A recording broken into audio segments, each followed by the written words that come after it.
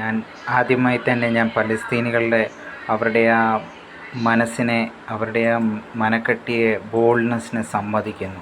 കാരണം അവർ ഇസ്രയേലുകാരുടെ ആയുധങ്ങൾ ഉപേക്ഷിച്ച പെട്ടി അത്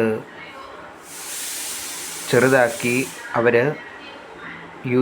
കിച്ചൺ ആവശ്യങ്ങൾക്ക് വേണ്ടി യൂസ് ചെയ്യുന്നു. ഗ്യാസ് ഇല്ലാത്തിടത്ത് ഗ്യാസിൻ്റെ ഷോർട്ടേജ് ഇസ്രയേലിൻ്റെ തടസ്സപ്പെടുത്തിയത് കാരണം അവർക്ക് ഗ്യാസിൻ്റെ ഷോർട്ടേജൊക്കെ അനുഭവപ്പെടുന്നു. അവരതിൽ നിന്ന് അത് തരണം ചെയ്യാൻ വേണ്ടി അവരെത്രമാത്രം ഫൈറ്റ് ചെയ്യുന്നു. ഈവൻ ആ ഉപേക്ഷിച്ചതിൽ നിന്ന് അതിൽ നിന്നൊരു ചാൻസ് കണ്ടെത്തി അവർ മുന്നോട്ട് നീങ്ങുന്നു.